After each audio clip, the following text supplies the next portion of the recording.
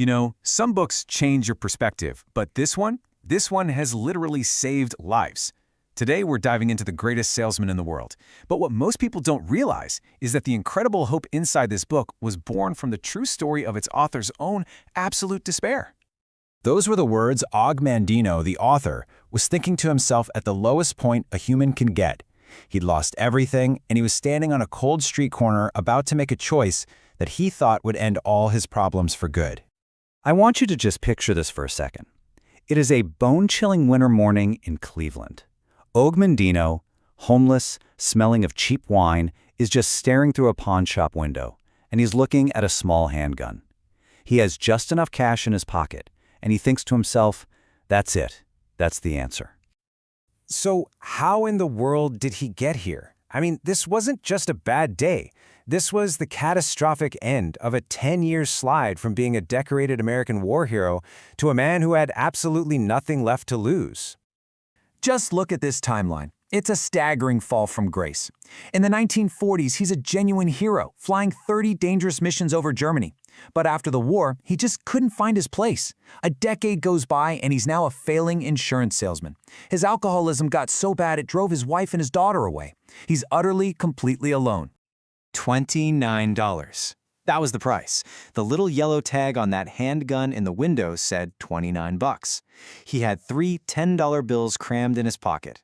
The final solution to all his pain for less than $30. But he didn't buy the gun. Right there, in that moment of ultimate darkness, something inside him shifted. He made a different choice. And that one choice would not only save his own life, but it would go on to touch millions.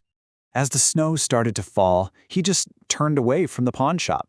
He didn't have some grand plan. He wasn't seeking enlightenment. He was just cold. So he walked aimlessly until he found himself stumbling into a public library, really just for a moment of warmth. And in there, surrounded by all those books, he found a lifeline. He just started grabbing books on self-help, success, anything he could find, searching for answers. That library became his church, his rehab, his home. And slowly, page by page, he started to pull himself out of that dark hole, rediscovering a dream his mother had for him as a child, to be a writer. So that's the big question, right? How does a man who is literally seconds away from suicide go on to write one of the most inspiring books of all time?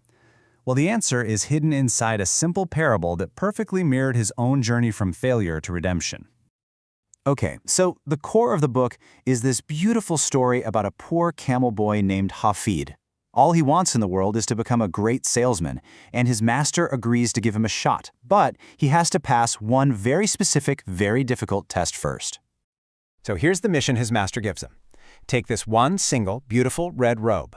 Go to the poor village of Bethlehem, a place no other salesman would bother with, and sell it. And don't you dare come back until you've sold it for at least one piece of silver. It sounds simple, but it's basically a setup for failure. And sure enough, for 3 long, agonizing days, Hafid gets absolutely nowhere. Door after door is slammed in his face. All he hears is no. And that same soul-crushing feeling of failure that Og Mandino knew so well starts to eat him alive. He's completely ready to give up. And this is where the entire story pivots. Just like Og Mandino outside that pawn shop, Hafid has hit rock bottom. He feels like a total failure. But it's right here, in this moment of darkness, that the real test is about to be revealed.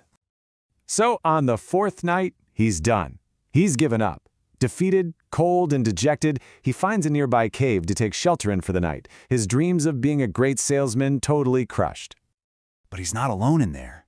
Inside the cave, he sees a young couple, huddled together for warmth.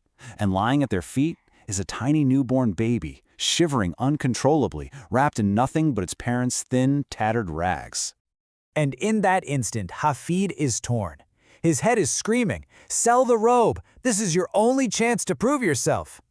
But his heart sees a tiny child, freezing, in desperate need.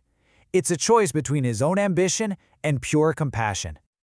After a moment that feels like an eternity, he makes his choice. He takes that beautiful, precious red robe, his only asset, his one ticket to success, and he gently wraps it around the shivering newborn baby. To any logical person, he has just failed his mission in the most spectacular way possible. But here's the twist. What looked like his greatest failure was, in fact, his greatest triumph. That single act of giving away everything he had, that was the real test. And it held the secret to a kind of wealth he couldn't even imagine. See, this is the entire point of the book. His master later reveals the whole thing was a setup. He wasn't testing if Hafid could sell something. He was testing if Hafid could give something. He was testing his heart. Because true wealth isn't what's in your wallet, it's what's in your soul. And Hafid passed with flying colors. And here's why that matters so much. Because he proved he could be trusted, because he chose humanity over profit, he was then given the real secrets to success. That one selfless act became the foundation that allowed him to become the greatest salesman in the world. You know, the book's most famous line hits different when you understand this story. His determination to succeed wasn't just about making money anymore. It was about living with heart, with principle. And ironically, that's what made him truly wealthy and successful. When you step back, you see it's the same story, just told in two different ways. Both Og Mandino and his character Hafid had to hit absolute rock bottom. Mandino chose the hope of a library over the despair of a gun. Hafid chose compassion for a child over his own ambition. For both of them, their real journey began the moment they let go of what they thought success was supposed to look like. And that really leaves us with one powerful thought to chew on. The story suggests that maybe our biggest breakthroughs don't come from pushing harder or wanting more, but from giving more. So what if the greatest successes in our own lives are actually hidden inside our moments of greatest generosity? For more stories like this, make sure you subscribe to UNLTD.